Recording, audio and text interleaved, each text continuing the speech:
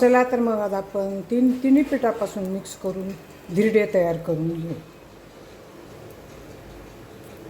Hello friend, माकी रसोईमध्ये आपले खूप खूप स्वागत आहे.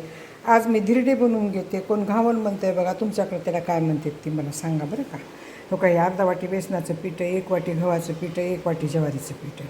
ह्याच्यामध्ये मी हळद टाकली, ओवा टाकला आहे, मिरची टाकली, मीठ टाकलं आहे, हिंग टाकलं आहे आणि ह्याच्यामध्ये जिरे आणि लसूण टाकला. तुम्ही हिरवी मिरची ठेचून घालू शकता पाहिजे असेल तर, मी घालणार नाही. आता हे सगळे पीठ ह्याच्यामध्ये मिक्स करायचं आहे आपल्याला.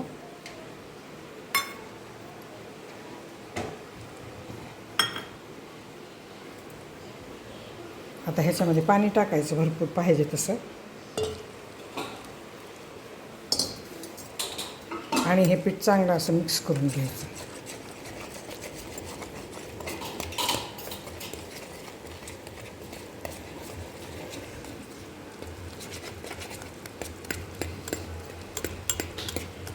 आता ह्याला आणखीन पाणी लागणार आहे. ह्याच्यात मी आणखीन पाणी टाकते थोडं.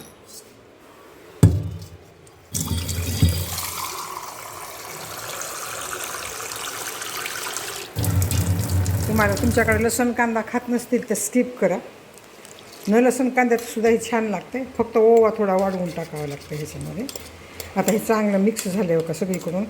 गाठी जर वाटल्या तर परत आणखी ह्याच्यानी असं फिरवायचं. असं जोऱ्याने फिरवलं एक साईडनी की इथं गाठ दिसत नाही. आता ह्याच्यामध्ये कोथिंबीर टाकायची आपल्याला. कोण कोण कांद्याने पण चिरून तेल लावतं आहे बरं का, ते पण टेस्टी होते. तर अर्धा कांदा चिरायचा आणि त्याच्याने ह्या तव्याला तेल लावायचं गरम ठेवून आणि परत त्याच्यावर टाकायचं. आता हे काही छान झालं तयार. कुणी वाटीने टाकते, कुणी पळीने टाकते.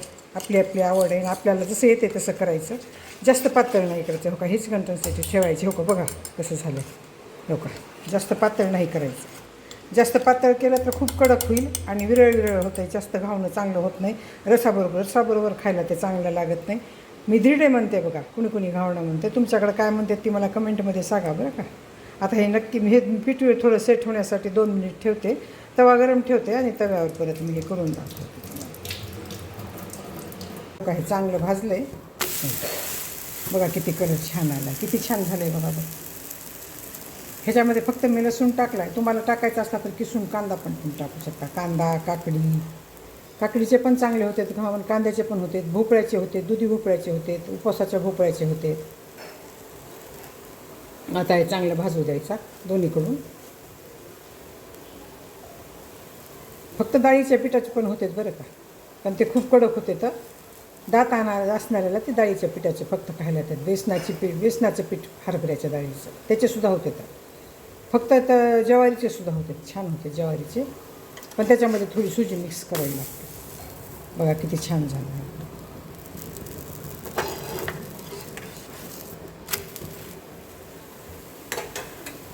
माझं जर हे 3 पिठापासून मिक्स केलेले व्हिडिओ तुम्हाला आवडला असेल तर सबस्क्राईब करा, लाईक करा, बेल आयकॉन क्लिक करून कमेंटमध्ये मला सांगा की तुम्हाला माझं हे व्हिडिओ कसं वाटलं. धन्यवाद.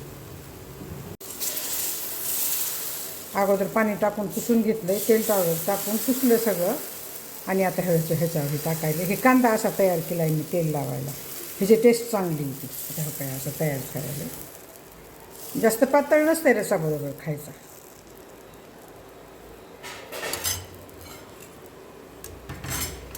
तुम्हाला ह्याच्याने लावायचं असलं ह्याच्याने तेल लावा, नाही तर काही तर ब्रश पण आहे माझ्याकडे, ब्रशनी लावा. कशाने लावायचं त्याच्याने लावा. कांद्याने पण लावता येते.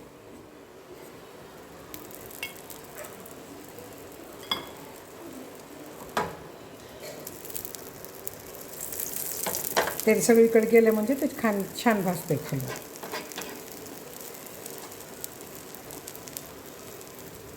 तुम्ही गव्हाचं अर्धसुद्धा पीठ घेऊ शकता, ज्वारीचं 1 वाटी घेऊ शकता. आवड आपली ज्वारीचं 1 वाटी घेतली, 1 वाटी घेतलं आणि गव्हाचं अर्धा वाटी घेतलं ना तर ते कडक चांगलं होतं. माझ्याकडे कडक आवडत नाही म्हणून मी गव्हाचं 1 वाटी घेते आणि ज्वारीचं अर्धा वाटी घेते.